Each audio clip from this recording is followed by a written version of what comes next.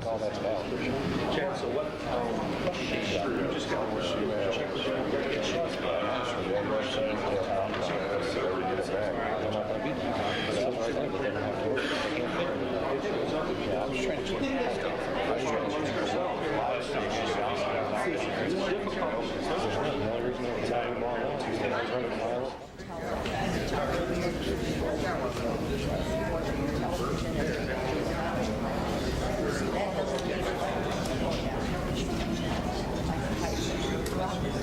Because a lot of the time they have those stupid little windows for signing out laptop. If you click the wrong button or anything for like the eggs and it gets the buy, you know, how many charges where you get a second? The way to get around that is go up to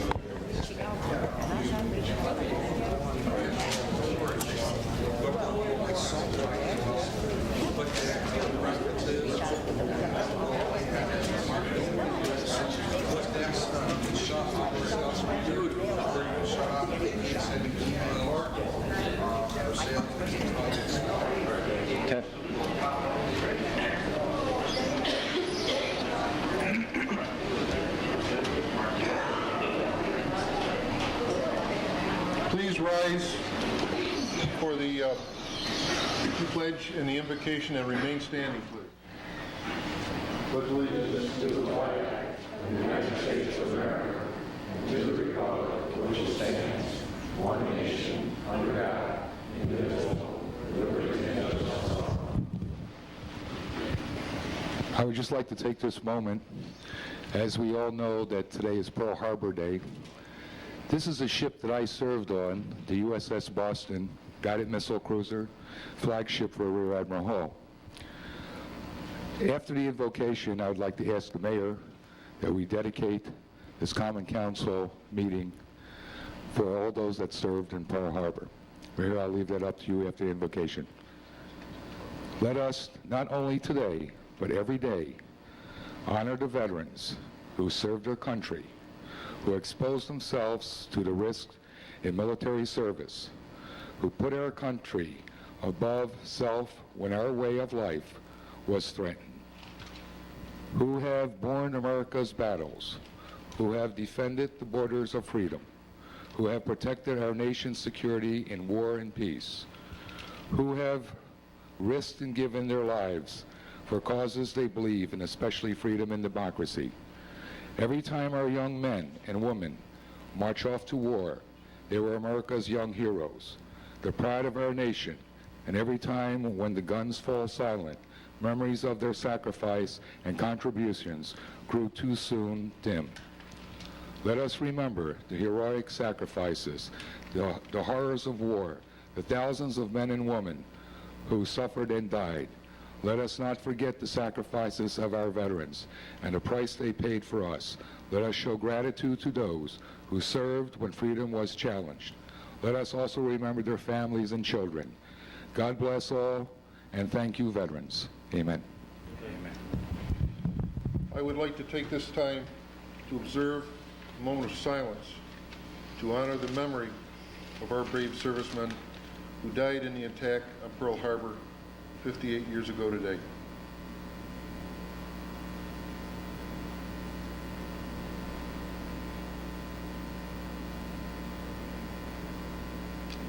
Thank you.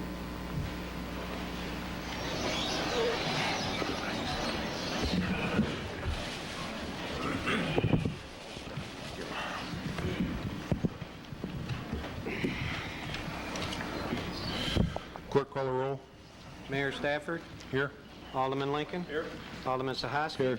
Alderman Weston. Here. Alderman Sherman. Here. Alderman Thompson. Here. Alderman Woodward. Here. City Attorney Hawthorne. Here. All present, Your Honor. Thank you. First item on the agenda tonight is a Y2K informational forum. There's been an awful lot of talk and an awful lot of work done in regards to potential problems that may occur due to the Y2K bug, whatever you want to call it, happening. And tonight, we have a number of people here that are going to represent not only some of our city departments, but also Niagara Mohawk and Altel and the Red Cross and Fulton Savings Bank and the hospital, just to let you know what has been done to prepare for the Y2K. We're going to change from our schedule a little bit. Altel is asked to go first because they have equipment here that is noisy a little bit, and they will be able to get it out of here once they get done. So, first on the agenda will be Altel. Thank you, Mr. Mayor. Good evening, everyone. I'd like to thank you for having the opportunity to come out and speak tonight. I'm John Hill. I'm the new area manager here for Altel in Fulton. I haven't had a chance to meet everyone in town, but I look forward to meeting everybody in this upcoming year. I'd like to talk to you all about this evening three things: what our corporation has done to prepare us for the Y2K transition, what we're doing here locally through the actual hours of the transition, and then what you, the customer, can do to help us through the transition. Okay?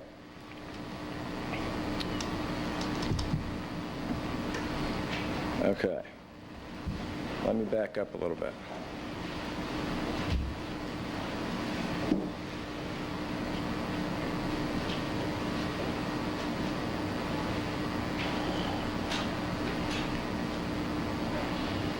Okay. My computer has a mind of its own right now. Bear with me. And it's not even the end of the year.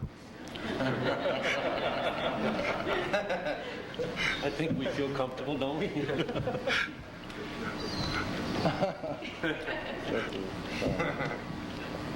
Okay.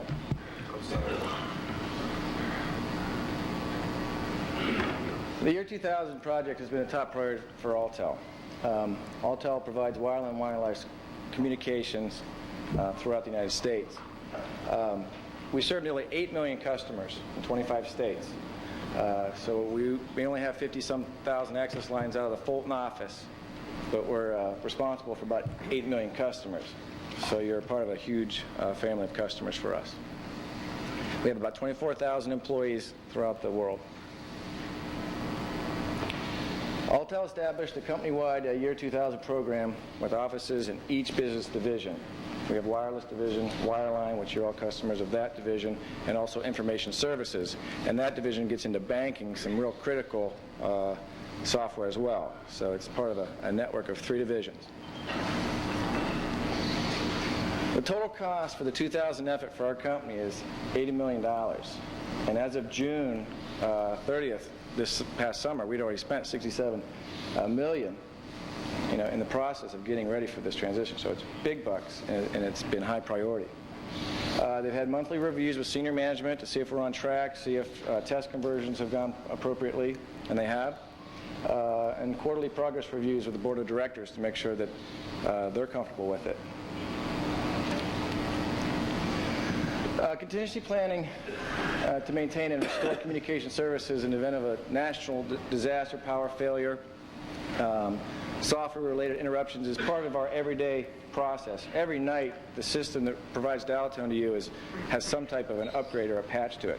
So there's always these contingency plans in place. Obviously, this one's the biggest one we've ever had, but it's part of our business. Locally here, we will have all of our central offices, which are the buildings that provide the dial-tone, manned.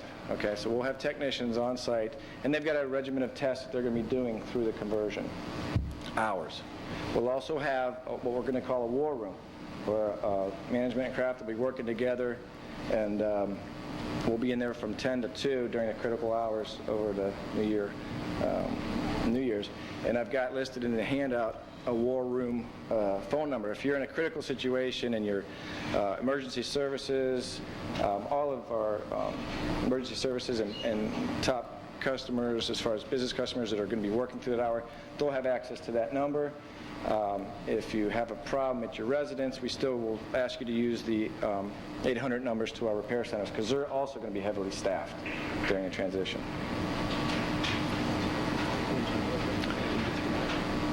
As I said, contingency planning is not a new process. We have divisions that are just devoted to that transition. Customer service are addressed every day, and maybe some of you have experienced customer service problems, or hopefully new installations through our mega call centers that handle all the customers throughout the 25 states.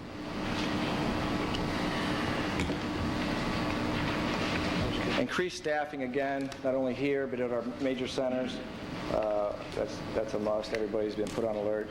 In fact, our computer person, I think, George, when do you start on?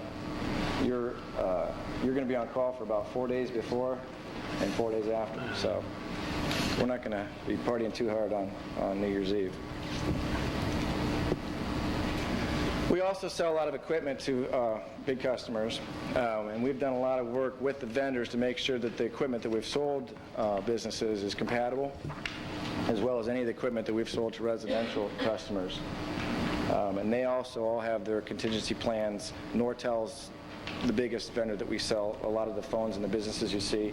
That's a Nortel product, and they've got just as big or bigger 2000 contingency plan than we do. Now, here's the thing that we can do as customers, and this is the biggest thing, really. All the experts have analyzed this, but the most potential for a problem during this transition is going to be the urge to pick up the phone at 12:01 and call your friends, family, or get online with your computer, which still is exactly the same circuit networking problem, is because you're using up that data path or dial tone path that the system relies on. And what is a potential problem is this system's overloaded. We're not provisioned to provide everybody in every street and every home to be on the phone at the same time. It's just not feasible. So during a crisis, we see a real influx of calls, obviously, and that can blip the system. Well, this is the biggest time that we've ever had where people are going to see, does my phone work? Is my network up? Can I call my business? And what we're asking people to do is minimize the use during this transition time. If you're going to call friends or family, please do it before or wait till the day after New Year's. Kind of make those plans ahead of time. Especially overseas calls, that's going to be, we can't rely on other countries to be compatible. We feel pretty strongly here, but you're going to have a potential there for problems. So you might want to make those earlier or later. If you do encounter problems, hang up, wait a few minutes, try again. I stress, don't panic. There's probably just a lot of people on the phone or on the internet.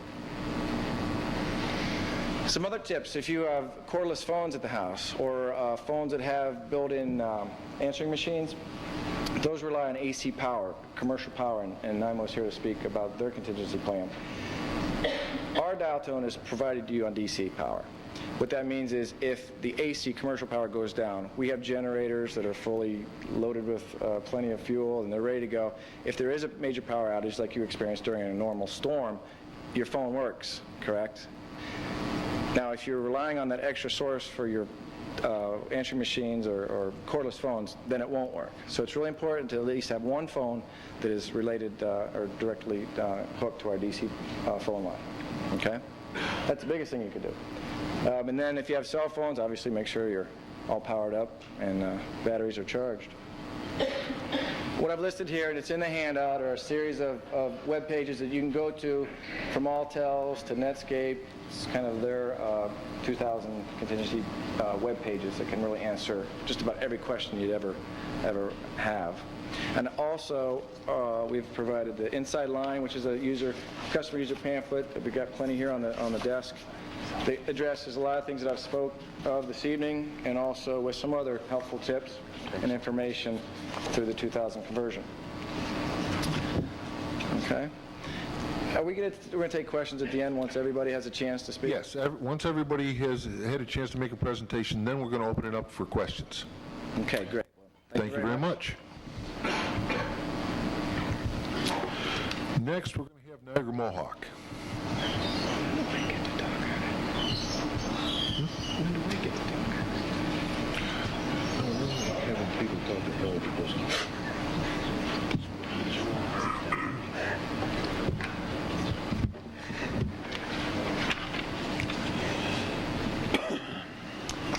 I wish I would have known he was going to have his laptop here tonight. My laptop crapped out this afternoon. So I'm using overheads, and I'm putting Scott to work here to help me out. I'm Tim Murphy, Area Business Manager for Niagara Mohawk.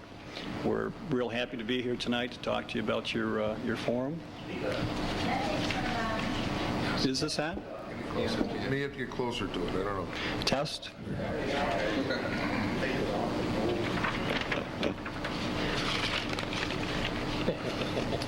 I always like to start out with a joke. It's Y2K, is it a simple answer? And my youngest child actually came up to me and said, Dad, if the computers are going to go crazy on January 1st, why don't we just unplug them and turn them back on January 2nd? We wish that was the case. It's not. Bill Gates, I think everyone's heard of Bill. He had this great quote, and we believe him to be right. Some countries will have more problems than others with the arrival of the year 2000, but for most of us, it will only be a minor inconvenience. And I think that's what we're going to try to do here tonight, is convince you that, in fact, we are ready. For Niagara Mohawk, we've spent 4 years and about $30 million, so all tells outspent us almost 2 to 1. Our IT people started working on this in 1996. In 1997, we formed an interdepartmental task force, headed by a vice president and reporting directly to the president of the company. We adopted all industry guidelines and implemented all regulatory mandates. We had a very comprehensive 6-phase process: inventory, assessment, remediation, validation and testing, acceptance and deployment, and contingency planning. This is key to our distribution and transmission. We inventoried 948 substations, all generating plants, all natural gas regulator and gate stations, and more for devices with computer chips and microprocessors. We put all that information into a central database. All that information was reviewed by our own Niagara Mohawk experts, and that inventory process was completed back in 1998. For assessment and remediation, we were happy to find out that no Y2K problems were found in either the electric or the natural gas transmission system. That's a key point. We have no problems with our distribution, either with our electric or natural gas. We did, however, have to upgrade some energy management systems. Those were primarily systems that monitor gas flow at our gate stations. And we had to upgrade some generating plant control systems. And those are systems at our regional control center that actually help us to access stations where we can do some relay changes remotely.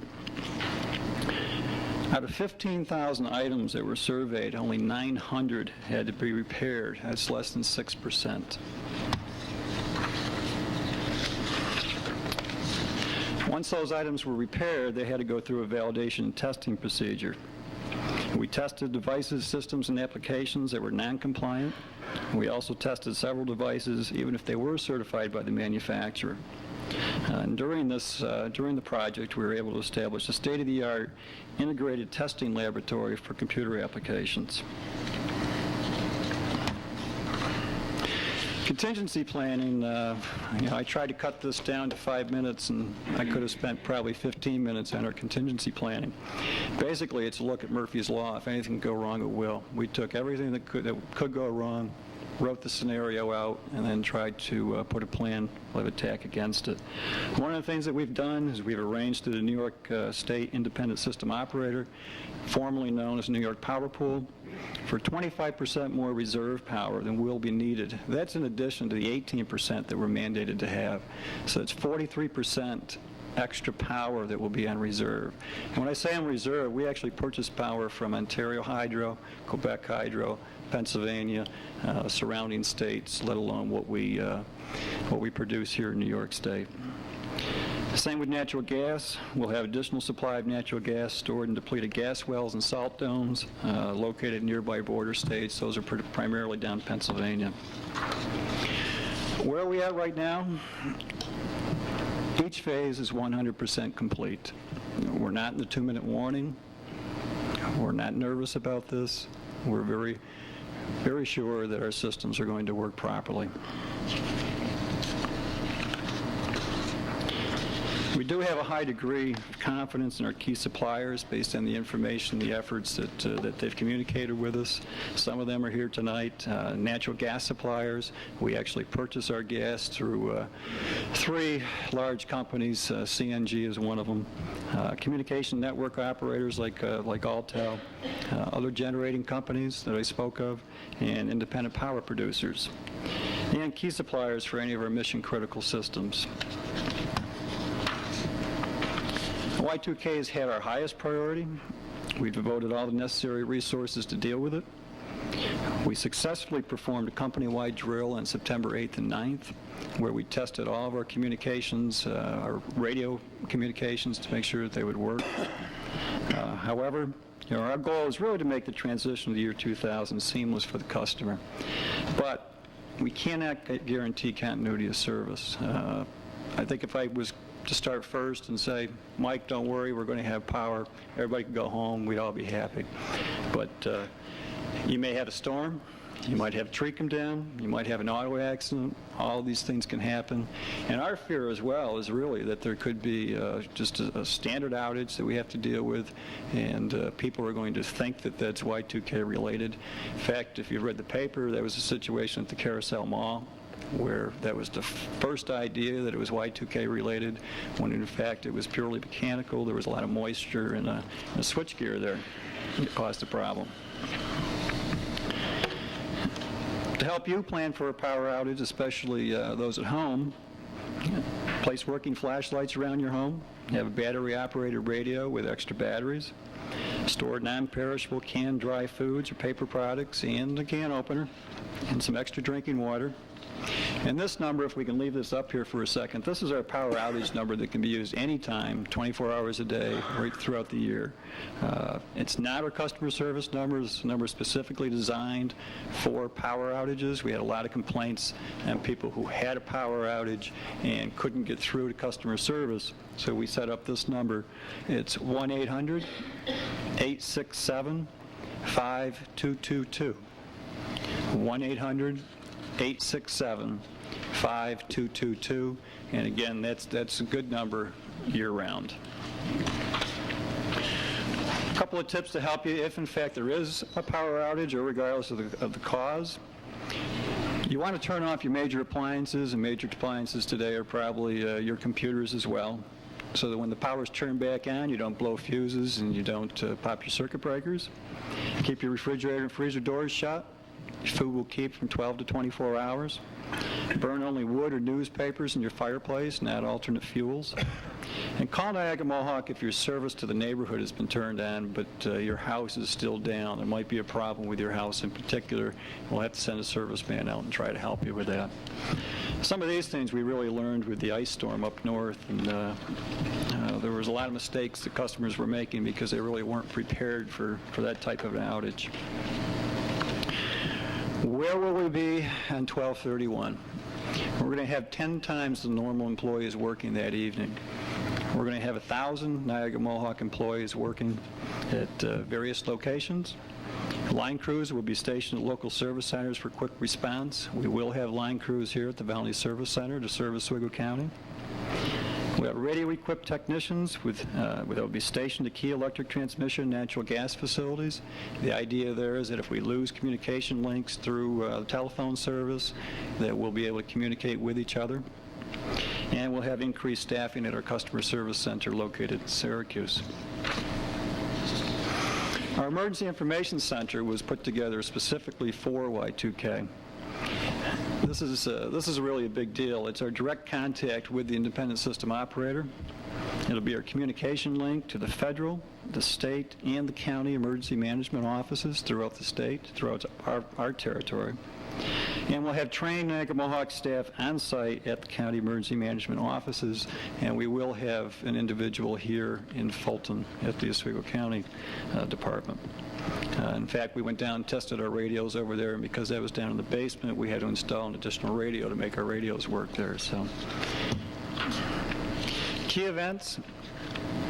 We're going to monitor the status of other utilities outside of the United States as they experience the event. The first major city to celebrate New Year's is Auckland, New Zealand. That's at 7 a.m. on 12/31. And if you're interested in following this, there's going to be a lot of information either on our hotline, which I'll get to, or on the internet.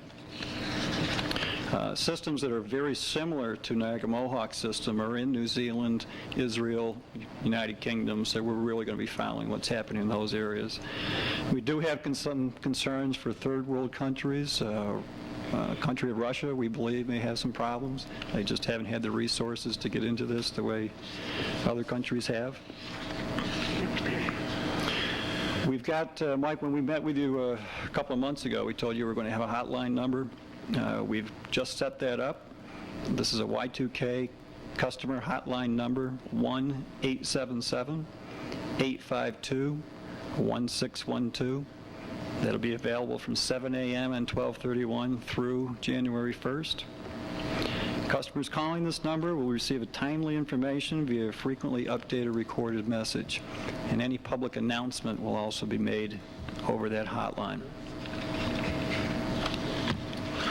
Finally, for more information, if anybody wanted to get on our website, it's a very comprehensive website. There's a lot of comprehensive information on the website regarding Y2K, www.niagaramohawk.com. That was just changed from NIMO.com. And as with the hotline, the website will be regularly updated, include all public announcements. How'd I do, John? Did I get it under 5 minutes? Probably not, Not bad? Okay. but it was a very good presentation. Thank you. Just one other thing, if I may. I brought this Y2K and your Niagara Mohawk service booklet. I think I've got a copy for pretty much anyone in the room. Take one. Okay. Thank you very much. Next, we are going to have Chief Mark Spahn from the Fulton Police Department.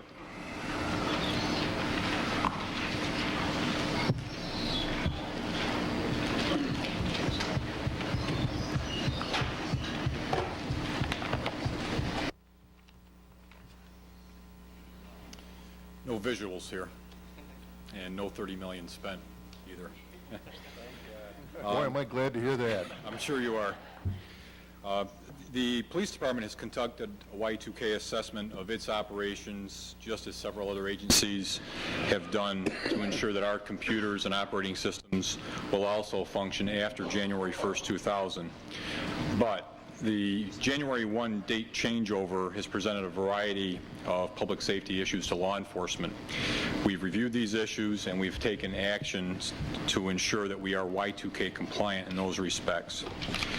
We have already obtained compliance certifications for our computers, police vehicles, and communications equipment, including the 911 system. We have requested Y2K compliance certifications from a variety of other providers as well. This has been done in order to determine if there would be any negative impact as a result of the year 2000 date change. Generally speaking, we have been told that our equipment is Y2K compliant. However, there are certain factors that would have an adverse effect on public safety. Those include the catastrophic loss of public utilities, particularly power and telephone service. A loss of these services would likely affect other systems in the community, even Y2K compliant equipment. For instance, even though our traffic signals are Y2K compliant, if there is a loss of power, they simply will not work. From speaking with Niagara Mohawk and Altal providers, and as you have heard here tonight, the loss of power and telephone service due to a Y2K problem is remote. However, we have made contingency plans for such an event nonetheless. Our plans in general consist of a coordinated patrol plan with the fire department, as well as a backup communications plan. As usual, we'll be mobile on New Year's Eve and throughout the morning on January 1st to assess any effects of the date change.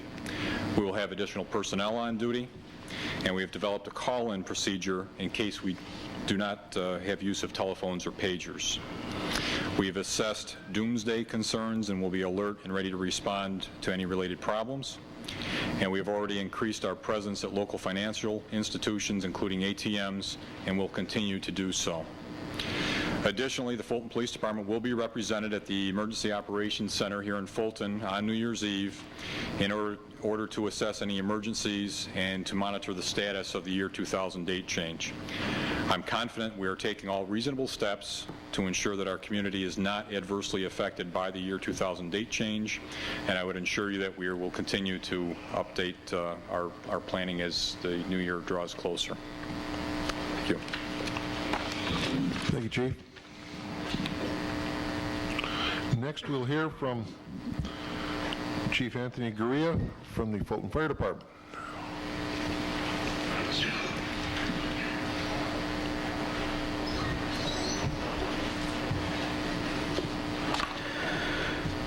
Many of the concerns that have already been mentioned are by the police chief are our concerns. We have taken and did the best that we could to identify potential problems with any of our equipment and apparatus. We have contacted our suppliers, vendors, and service providers, and their responses to our concerns indicate that we should experience no problems as the equipment isn't date sensitive. Our main concern is going to be power outages, as was mentioned. That would affect our ability to communicate with the 911 center.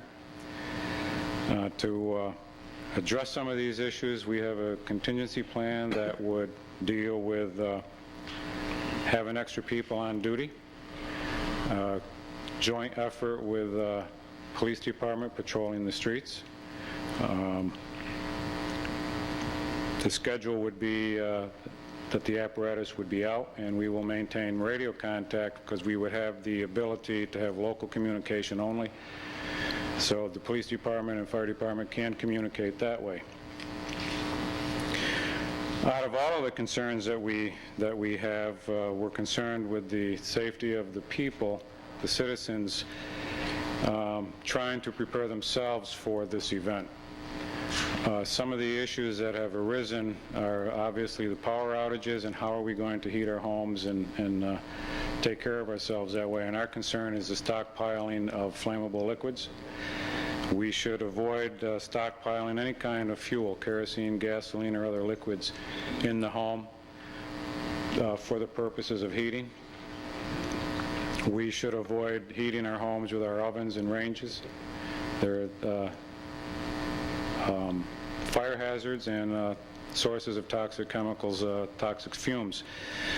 What we have done, I'm hoping that the press will pick up some of the handouts and publish them. There's a few handouts up front that will address generator safety, heating safety, lighting safety, cooking, general fire safety. You should each pick one up, read them. If you have any questions, contact the fire department. We'll be glad to answer your questions and try to assist you in what you can do for safe practices. There's also a handout issued by the Department of Health that you can pick up that address some of the issues. And there is a handout that NIMO has on operating electric generators. There's a big concern about improperly hooking generators up to your electric power in your home. You want to pay attention to what you're doing, follow manufacturers' recommendations. By all means, follow their recommendations and try to remain safe. And I feel comfortable that the issues are being addressed and the concerns might be overstated. Safe practice. And that's, if you have any questions afterwards, I'll be here.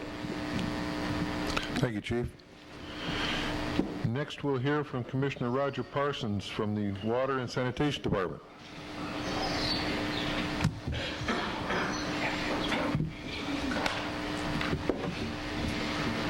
The Water and Sanitation Department, we've evaluated all of our systems, and we feel pretty confident that we're compliant. However, as a precaution, we're going to have people on duty New Year's Eve just to see what happens. We'll have all of our water towers full. That should give us at least a day's supply of water if we couldn't pump water. All of our fuel tanks will be full. Our generators and other equipment will have it ready to go. I think the big question in everybody's mind is, will we have reliable electric power on New Year's Eve? I think Tim Murphy's gone a long ways to quelling our fears there, but just in case we don't, the sewage treatment plant and all the pump stations have generators, so they should be able to run indefinitely as long as we can keep fuel to them. We feel pretty good about that. At the waterworks, we have a fire truck standing by. We'll be able to pump 1,000 gallons a minute into the system with a fire truck. Now, this is, I want you to everybody to know, this is a retired fire truck that we're using as a pumper now for that, so we don't have to use one of our active trucks. Yes, sir. At the waterworks, we don't have a generator per se. We have a dual feed power system. We're fed from the north and the south, but if Niagara Mohawk loses the whole grid, we're out of luck. It would cost a couple $100,000 to buy a generator, so we thought the most cost-effective way to do it would be to use the fire truck from the fire department that they were going to retire, and they were going to get a lot of money for it. So that's our plan at the waterworks, and I think the bottom line is we feel pretty confident that whatever it takes, whatever happens New Year's Eve, we're going to provide a continuous flow of water to the city one way or the other. Both in and out. In and out, right. Thanks. Thank you, Roger. Next, we're going to hear from Kathy Hogan for Lee Memorial Hospital.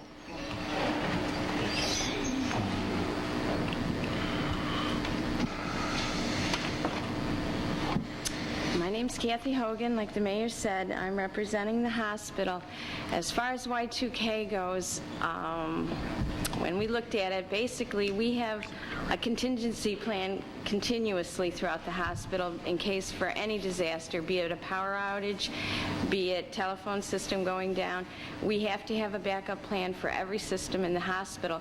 So it's basically already there. What our biggest concern was some of our computer systems, some of our medical equipment, and everything has been gone through and checked.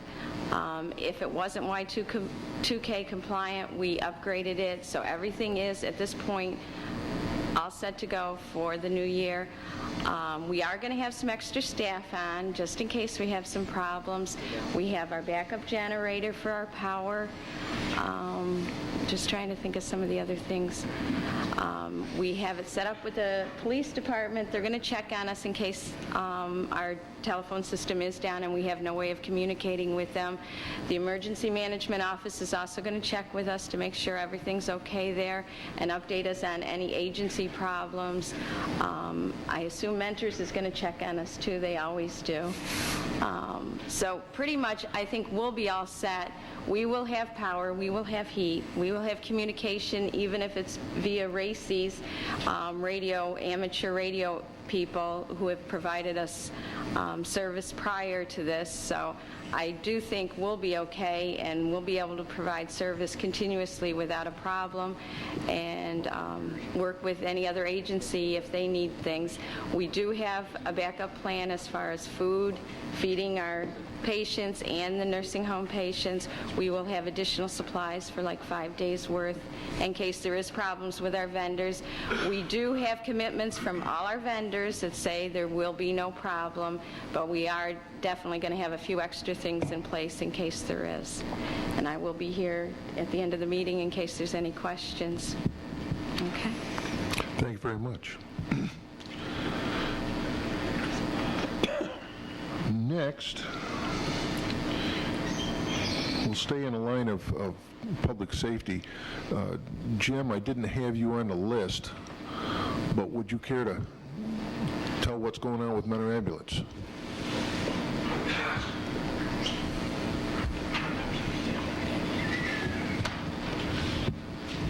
As stated before, like with the fire department. Supplies, we've overstocked supplies to be on the safe side. All ALS equipment, life packs, portable equipment will be stocked, excess batteries, life pack, heart monitors, anything along the line of advanced life support equipment has already been Y2K tested for any problems. I think there's 4 major things that the ambulance service we would be concerned about. And I think one would be communication, and the fact that through the 911 system plus through our own radio system, that's an important factor. Fuel, which at our last meeting we discussed, which through Babcock Oil, which a lot of the organizations here, that's a very important factor. Supplies, which we've, like I've stated before, have stocked in excess, plus the fact we will have excess staffing on. We have the availability of 7 ambulances, which they will be staffed. I feel we're in excellent shape for this. We did here spend 2 weeks, and I sent 2 advanced life support rigs up to the ice storm in the North Country. And like I said, the fact that we had communication, we had fuel, we were in some real rural areas up there, and that for being thrown in, people just going up to try to fill in the gaps, that went excellent, and I feel that was good testing for this. So like I said, fuel, communications, and supplies, I feel comfortable that we'll be all set. And I will be here for any questions at the end of the meeting. Thank you. Thank you. Now we'll hear from Carol Hunn and Ed Case from the Red Cross.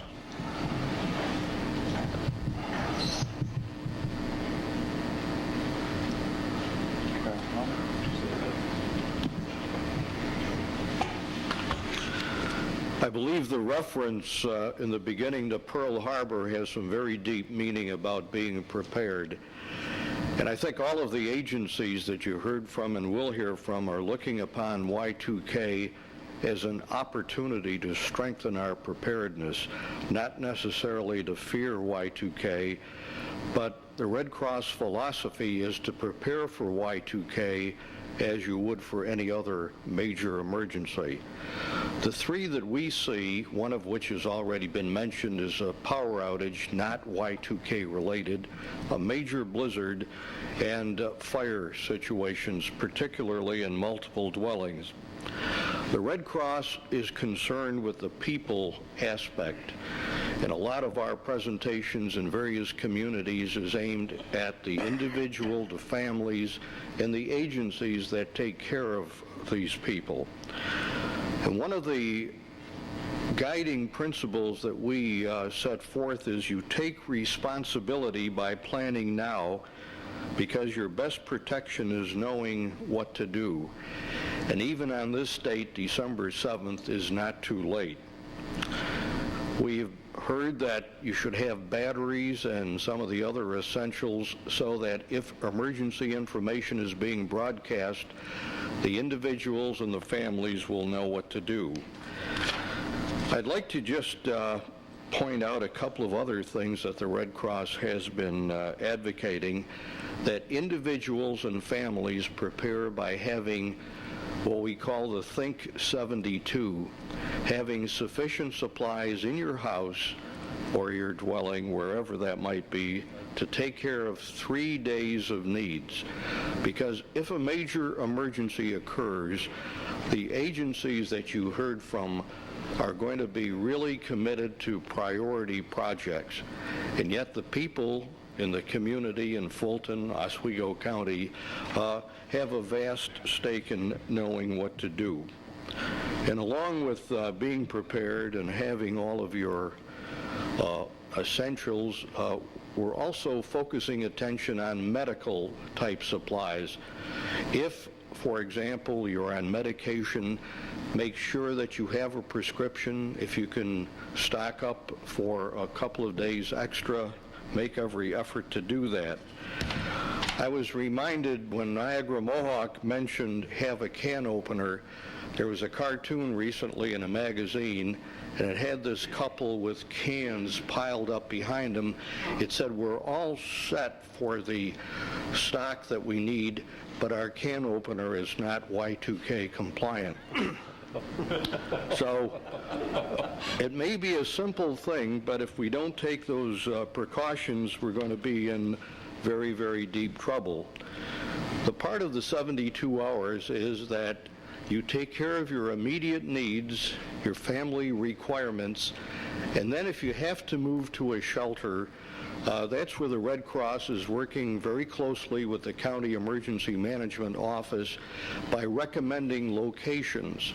But the locations will be determined by those that have electricity or have the availability of backup generator power. Some of these things are still being worked on. So if we don't have a shelter that has electricity or has a generator to provide warmth, particularly in December and January, then it may be just as wise to stay at home for the first 3 days. All of this requires planning. It requires discipline. We're seeing more and more surveys now, generally in the United States, where the public is getting complacent. They're saying, well, everything is hunky-dory. All of the agencies, federal government, FAA, Social Security, Defense Department, are reporting 100% compliance. That may be the case, but I think all of the agencies represented here have taken this opportunity for Y2K preparedness, because it's not just for one day or a small window of opportunity.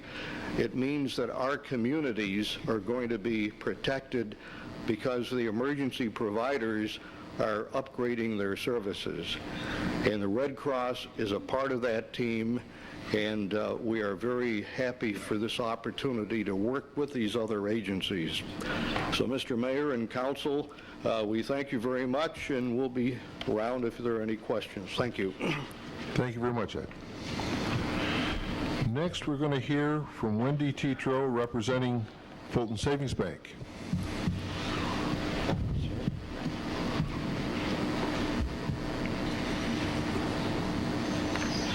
Hi. The bank, too, like all the companies here, has been very busy in the past 2 years getting ready for Y2K. I think we're very confident, the FDIC is very confident, and the New York State Banking Department is very confident that we are ready. We've done tests, we've tested dates in the year 2000, and we have not found any problems.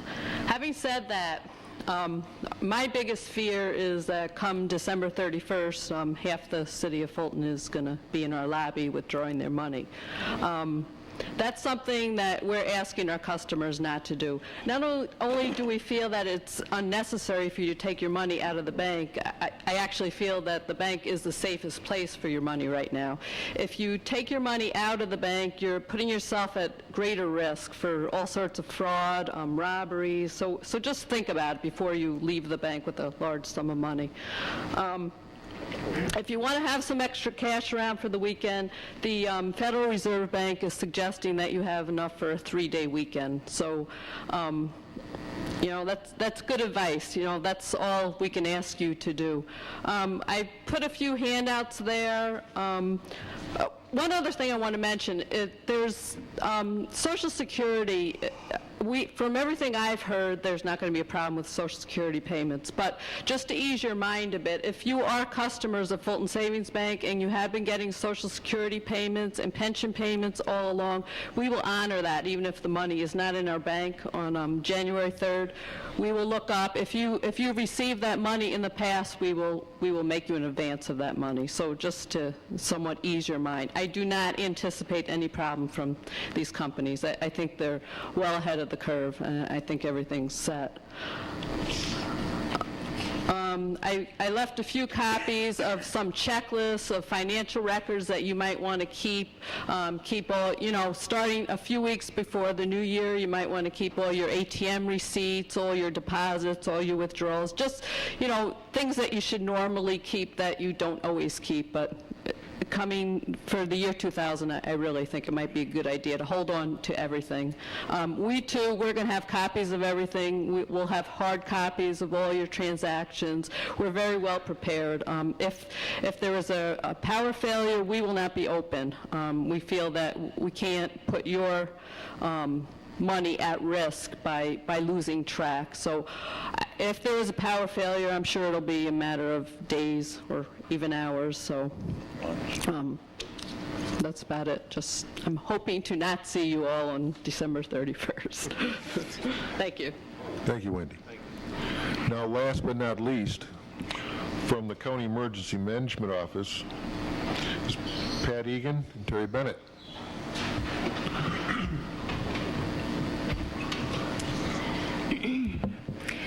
Very briefly, my portion. Y2K has provided the Emergency Management Office with the opportunity to review the emergency preparedness plans that it already has resident within the county department. Very early on, we decided as a department to approach the issue with a general disaster preparedness plan. We strongly promote the idea that individuals, families, businesses, and like you, municipalities, should always be prepared to be self-sufficient for a time, that Think 72 time that Ed referred to during a crisis. Terry Bennett is actually going to end this presentation and include and review some of the tips that, some of which have already been discussed already, but are worthy for repeat. As a precautionary measure, however, the Emergency Management Office will open its Emergency Operations Center on a 24-hour basis starting Friday morning. So far, after our invitations, the following organizations, departments, agencies will be resident on a 24-hour basis within our Operations Center. Of course, our own people will be there. 911 will come for a short time at that critical turn of the midnight time to make sure that their 911 alternate center, which is in the basement here in Fulton, is operational. The New York State Police will be there. As Chief said, the Fulton Police Department will be there. The Oswego County Sheriff's Department should be there. The American Red Cross will be there. The RACES agency that Kathy mentioned from the hospital, those are the group of radio amateur people who are our backup communications within the county. They're committed to be there. New York Department of Transportation is going to be there. My state counterparts, if not there, will have contact with us, and Niagara Mohawk, as was mentioned earlier, will also be there.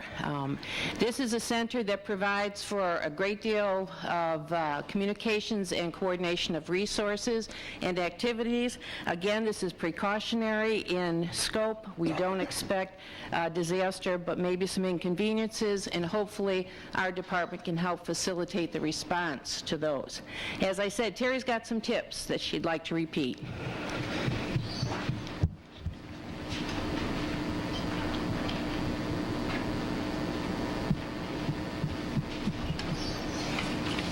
I think we've been hearing tonight that major disruptions in critical services would be unlikely on December 31st, January 1st, but that all of the agencies have put in contingency plans to handle some of the issues that may arise. We recommend that for families and individuals to do at home as well, contingency plans for yourselves. As Ed Case from the Red Cross said, you should prepare for Y2K as you would for any major emergency. What you'll find on the table in front is a Y2K preparedness checklist that we gleaned off the internet from the President's Council on the year 2000 conversion, which touches base on many of the things that people have said here tonight. You'll also find a series of family disaster planning brochures put out by the Red Cross and the Federal Emergency Management Agency that talk about the 72-hour planning for disasters at home, how to put together a disaster supplies kit, what kinds of things you can put aside for food and emergency water supplies, and so forth. Some of the tips we have, or we urge you to consider, These are good for preparing for any disaster, but they also could apply to this Y2K transition. Certainly, make sure you have flashlights and extra batteries for every member of your family, and keep a battery-operated AM/FM radio in your home with extra batteries on hand. Know which stations will air emergency information for your community. I think here in town, WZZZ would be a very good choice for you to listen to, as well as some of the Syracuse area stations. Make or buy your first aid kit. Make sure your family members know how to turn off water, electrical, and gas service. Gather containers for water storage and store 3 gallons per person in your family. Even as though Mr. Parsons said the water will still be running through this transition, in any disaster you may find you need some extra water. Figure out the best way to contact loved ones during emergencies. For Y2K or any emergency, you'd want to make sure you knew where your family was. Brainstorm on ways to keep children occupied during a power outage ahead of time, so you're not scrambling trying to keep them happy when you're looking for ways to keep yourselves happy. For prescription drug users, FEMA and the Red Cross brochures we have recommend keep a supply of 5 to 7 days on hand, not too much more than that, because stockpiling is not always a good idea, but 5 to 7 days will get you through that first 72 hours of an emergency. If you don't already have alternate sources of heat or cooking, learn who in your neighborhood has alternate sources, such as a gas fireplace, but use them safely, as Chief Gurria said. And as Ms. Tetro from Fulton Savings Bank said, keep a small amount of cash on hand, about for a 3-day weekend, enough to cover expenses for a few days, but not enough to attract thieves. Certainly don't need the Fulton Police Department doing more than they would like to be doing. We urge people just to be prepared as they would for any emergency, and if you would like more information or some of the brochures that we've talked about, you can reach them at my office at the Oswego County Emergency Management Office, or call 591-9150. Thank you, Pat and Terry. That concludes the presentations that we have for tonight, and now we will open the floor to anybody that has any questions. Yes, ma'am. I have a cogeneration plant across the road from Nestle's. Is that going to be any problems as far as going down or causing anything that's going to blow up or anything? I don't have any idea what they're going to do. And that nuclear plant in Oswego, is that considered under the same problem as all Niagara Mohawk things? Is there anything that can happen to them? I know they shut down when they have to shut down, but is it going to cause any problems for us? And another thing for the police department, and I'll sit down, is are they aware? Now, I have a neighbor down the street that has to use oxygen, and she needs electricity. Do they know the people in Fulton who have this thing? Is there a list that has the people that need electricity in case their oxygen supply goes? I know they've seen the emergency cars come over when there's been a power failure, and I didn't know if everybody is listed in that thing or not. I can't really comment on the Fulton Cogen. That would be a question for them. I would like to think that they've done their homework as everyone else has done. Nuclear, I'm glad that question came up tonight. We found no Y2K issues at any of the nuclear plants. And that's just not in Oswego. That's really an industry-wide phenomena that really is not an issue in nuclear power.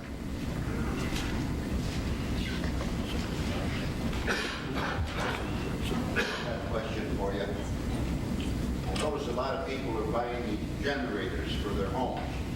Do you people support that system? We would support generation as long as it's done safely. One of the things I cut out of my presentation was some of the safety guidelines for hooking up generators. This really was a problem in the North Country during the ice storm. I do have brochures here that can help you. I could certainly suggest that you talk to an electrician. It has to be installed correctly. You need to pull the main breaker or main fuse.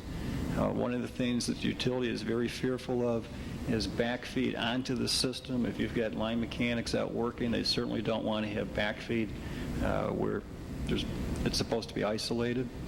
And we do find that a lot of residential customers are hooking up generators when they really don't know how to do it.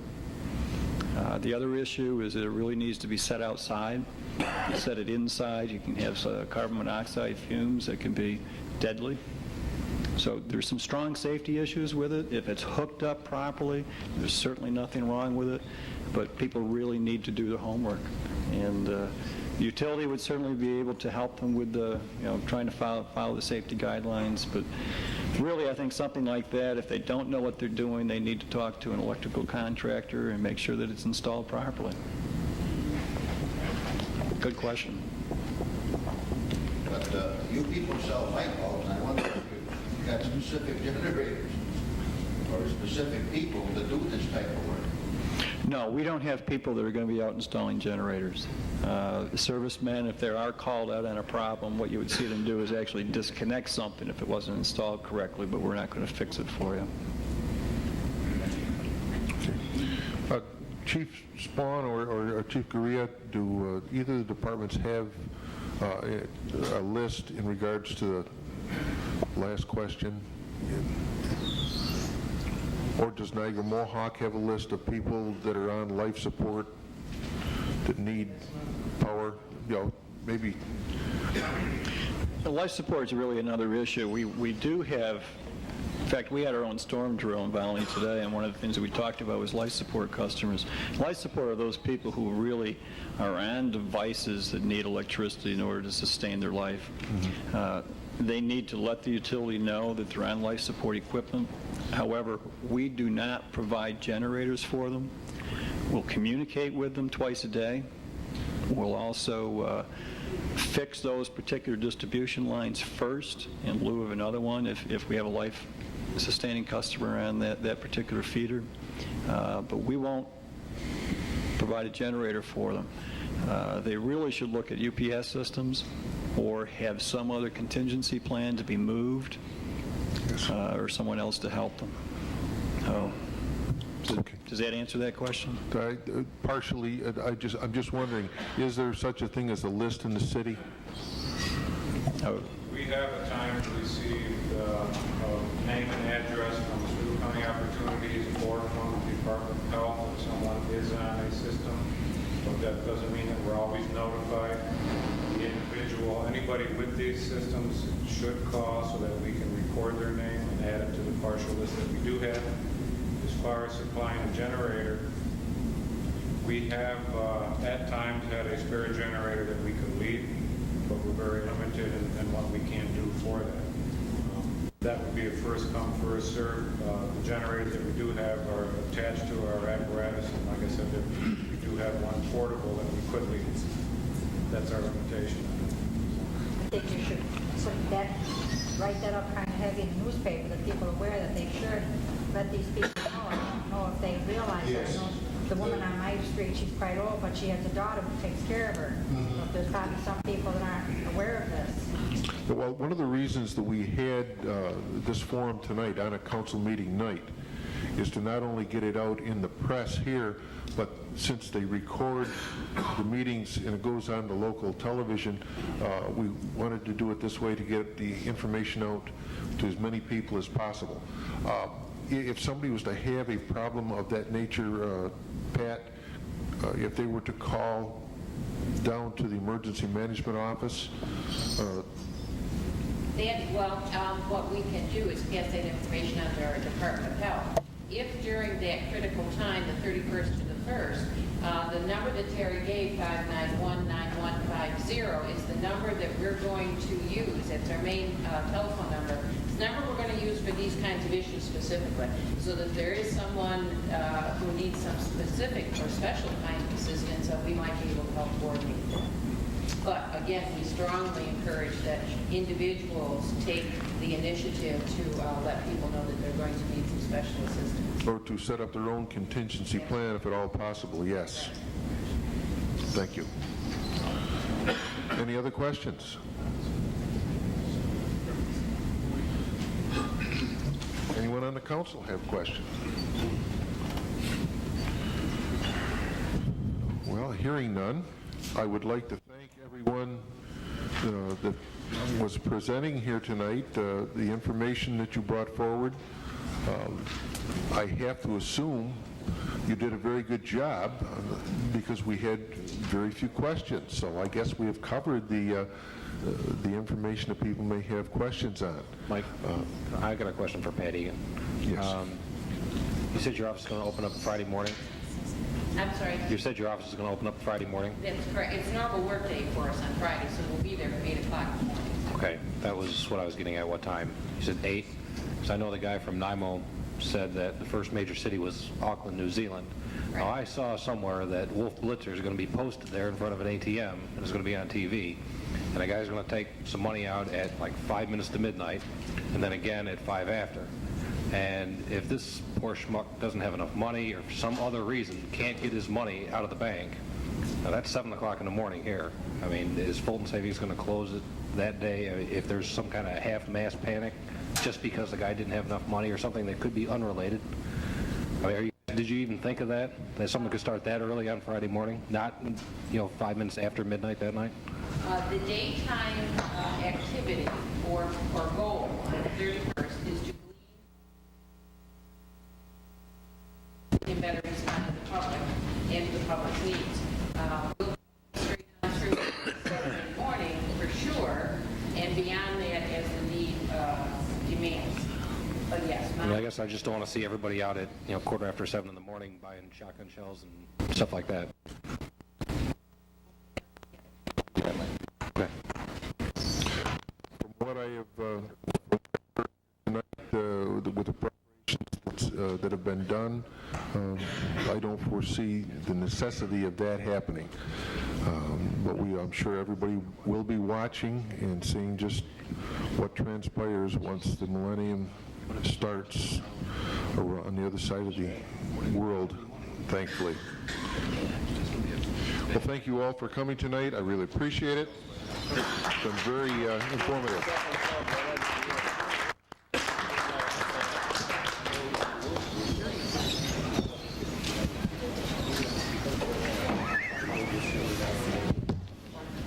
Oh, they're liable to stage something just for the news.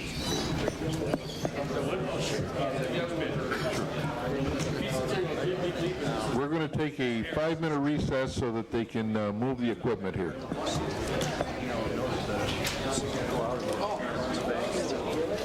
I'm concerned about the beer flow. Yes, right there. The second one, well, there's two. There's the stack that's taller, the skinny ones, and then the Y2K is right beside it. I'll grab it for you because it's hard to get to.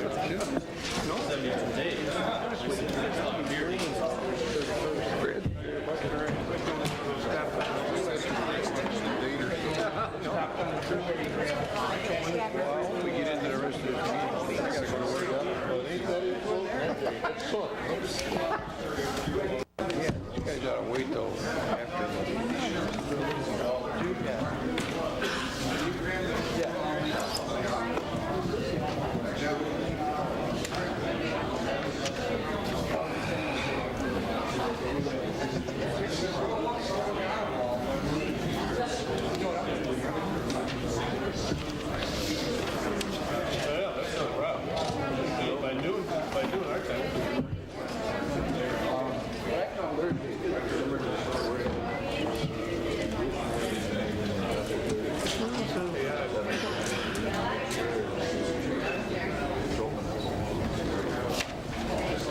You got everything, yeah. I don't. You mean? I scheduled it with him, but I scheduled it with him. Yeah. Any special delegations? No, really. It's just a 2-hour deal. Public hearing required by law. Hello, how are you? I just don't know the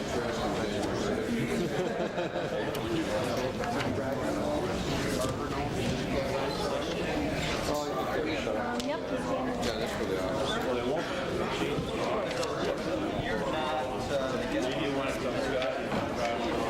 Thanks, sir. How you doing?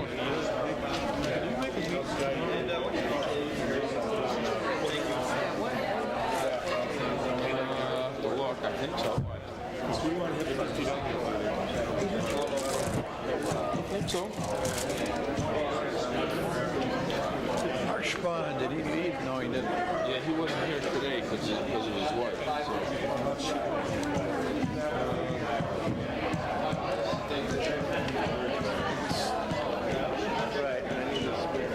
Thank you very much.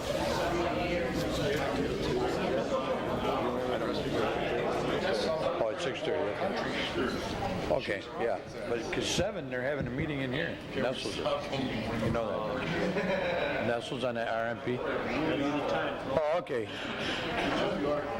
Okay. Okay, so that's good. I'll be bouncing back and forth because I'm supposed to be in this one. Okay. Just general. Here. Hey, Mark. That letter I got today on Ontario Street. We hope so. Have they actually tripped the nuisance abatement?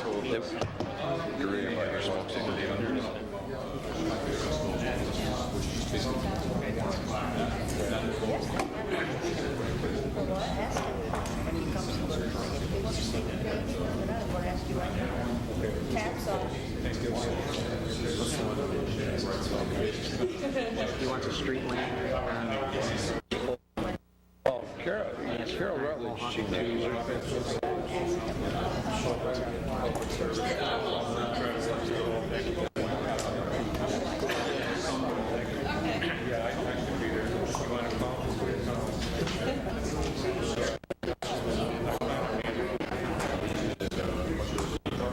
Yes.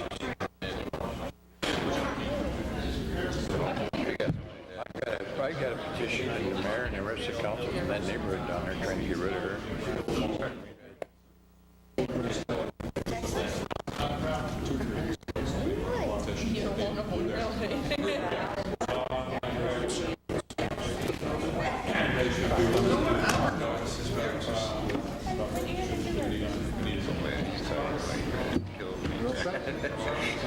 Thank you very much.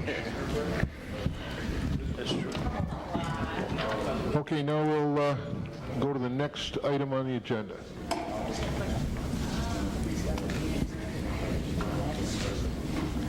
Resolved that the minutes from the Common Council meetings held on November 3rd and November 16th are hereby approved.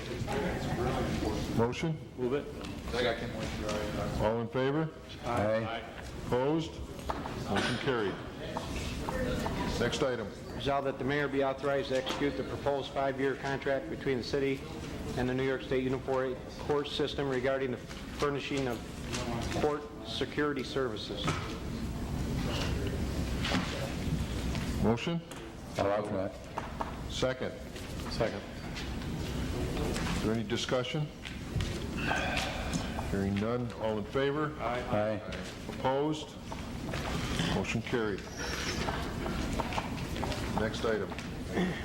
Resolved that subsection 165-32A of Article 4 of the Fulton City Code, which pertains to municipal parking lots entitled designation compliance with rules, is hereby amended to read as follows. 165-32 designation compliance with rules. A, the parking system of the City of Fulton shall include the following municipal parking lots. Parking lot number 1 west of South 2nd Street and between Rochester Street and Canal Street. 2, parking lot number 2 between the east side of Wayne's Pharmacy and Goldberg's. Parking lot number 3 adjacent to the northwest corner of the intersection of North 1st Street and Oneida Street.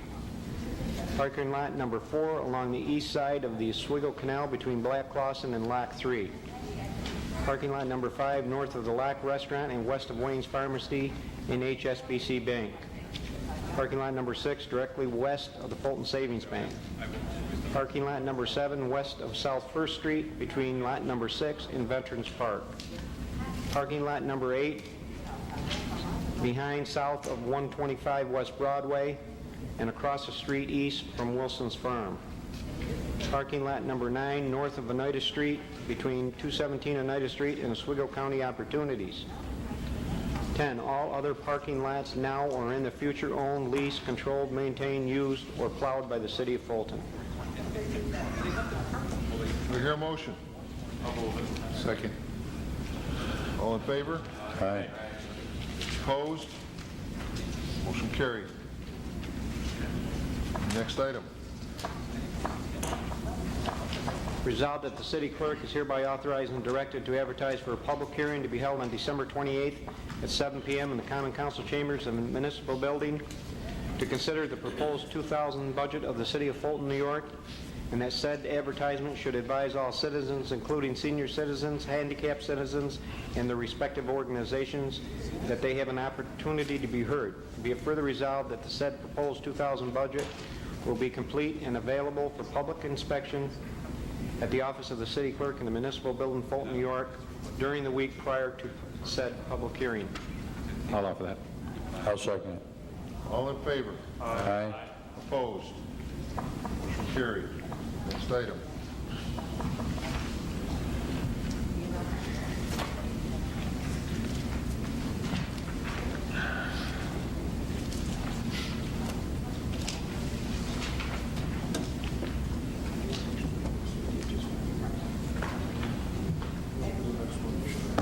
Sure. This is the sales tax exemption on clothing that we already had dealt with at the last meeting. The state was very vague in how we needed to pass this, whether by resolution or by local law, and they also didn't seem to require any special language until we sent to them what we passed, and they said they didn't approve of the way it was done. We went around and about with them about whether it needed to be by resolution or local law, convinced them that we were okay to do it by resolution, but the language did need to be cleaned up again, therefore it's on the agenda again. It can be done by resolution, but the language that we now have in front of us is the language that's going to be needed in order for this to take effect. Okay. You want to read the... Resolution of the Common Council of the City of Fulton providing an exemption from sales and compensating use taxes for receipts from retail sales of and consideration given or contracted to be given for certain clothing and footwear pursuant to the authority of Article 29, the tax law of the State of New York. Being enacted by the Common Council of the City of Fulton as follows. Section 1, subsection 154-21 of the Fulton City Code, entitled Exempt Sales, as amended, is amended by adding a new subsection H to read as follows. H, receipt from sales of and consideration given or contracted to be given for purchases of clothing and footwear exempt from state sales and compensating use taxes pursuant to paragraph 30 of subdivision A of section 1115 in the New York tax law shall also be exempt from sales and compensating use taxes imposed by subsection 154-17 and 154-19 of this article. Section 2, this resolution shall take effect March 1st, 2000 and shall apply to the sales made and uses occurring on or after that date, although made or occurring under a prior contract. I'll move that. I'll second. All in favor? Aye. Aye. Aye. Opposed? Aye. Motion's carried.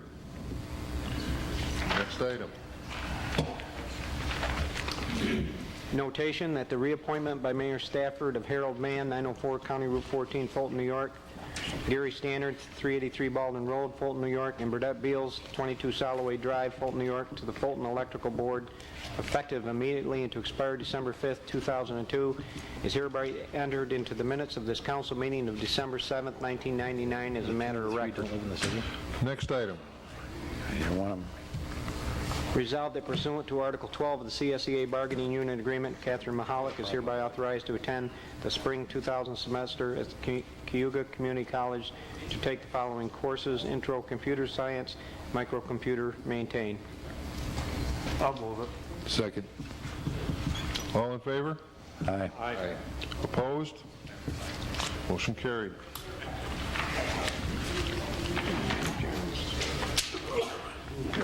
You have one item to add.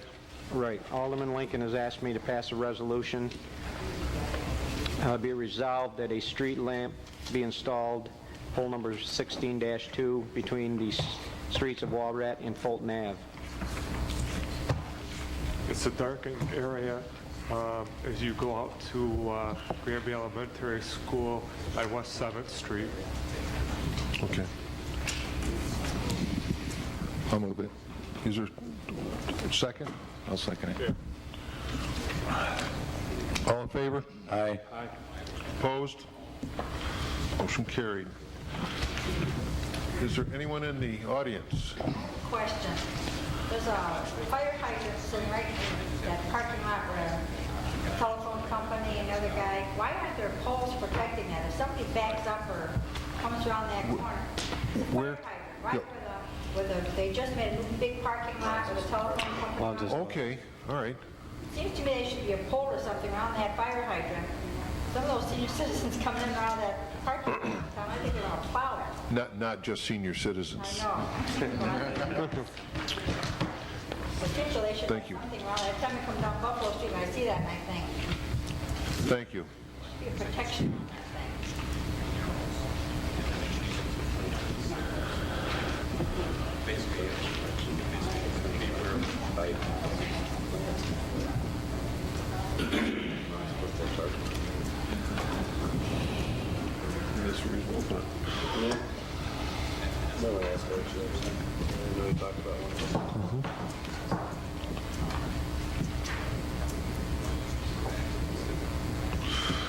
Anything else from the audience?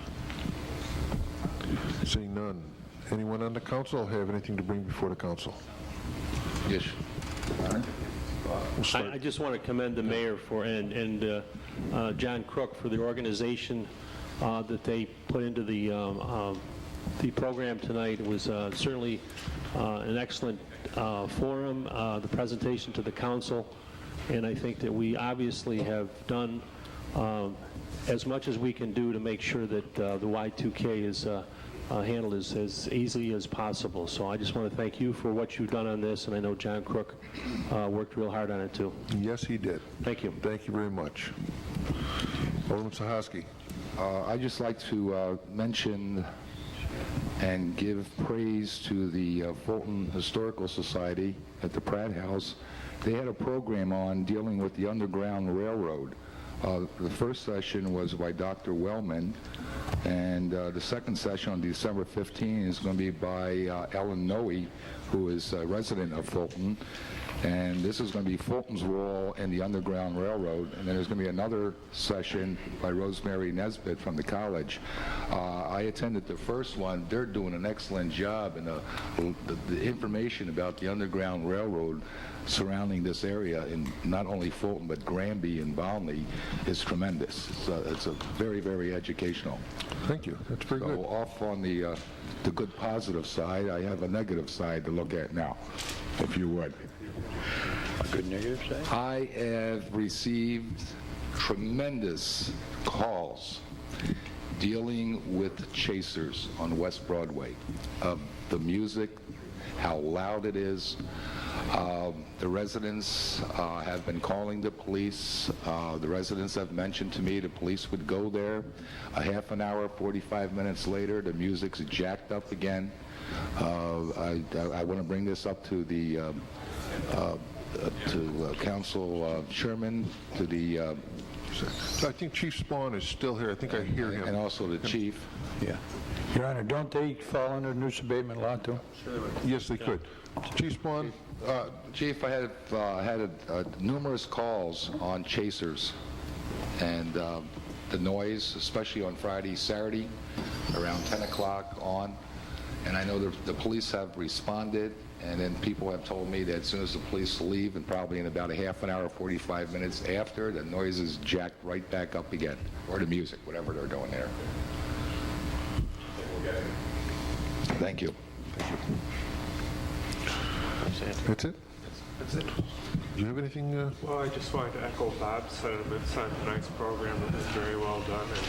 And, Bob, congratulated you and Jen, and I would like to do the same too. It was very well done, and thanks again. Thank you. Appreciate it. I'll throw a thank you in there too. Okay. Set. Move to adjourn. Your Honor, I had just one thing that I'd like to check on. I have a problem at 1 South 3rd. We've had the code department down there. There's some junk vehicles. There's been some other issues there too, but there's nothing we can address right now. Okay. And Linda, I've asked a couple different times, and I'm really not getting too far on it. The car remains there. It was... Abandoned vehicle? Yeah, it was one or two that was turned in probably 6 or 7 months ago, but we need to really do something about it. I talked to Steve earlier this week. He was going to leave something in my box, and he didn't. And also the status on 6 North 6th Street, this is an ongoing thing. We've cited them and made movement on their taxes for trash probably no less than a dozen times this year. And we had the driveway issue, which the guy's on a hill and took it out, and now we really got a mud problem down there now, worse than we've ever had. And the neighbors have been calling. I just don't know what to tell them. Well, I can answer that. They were cited, they were in court in October. And due to their responses to the judge said come back in November and we will have an interpreter for you. November's court date came and they did not show. The judge, his next step is to do a warrant letter. Once somebody's been into court, he'll do a letter to them telling them to be here the next court date, or there will be a warrant issued for you, which will be tomorrow. If you want to call me tomorrow, I'll let you know what happened. Okay. Well, the interpreter's going to be here again. Okay. So, that's the one we talked about, the interpreter, way early in May. But I think the thing that's so hard is we're only having the code court once a month. So if you get a month, the guy don't show, then you get another month, you need an interpreter, you know. It's getting very frustrating. The justice system is not extremely fast. I understand that. Yeah. But the neighbors are suffering, is what I'm saying. Yes, they are. Thank you. Okay. Do you have anything, David? No. I will entertain a motion to adjourn. Move to adjourn. Second. All in favor? Aye. Meeting adjourned. I haven't had supper yet. I gotta go to work.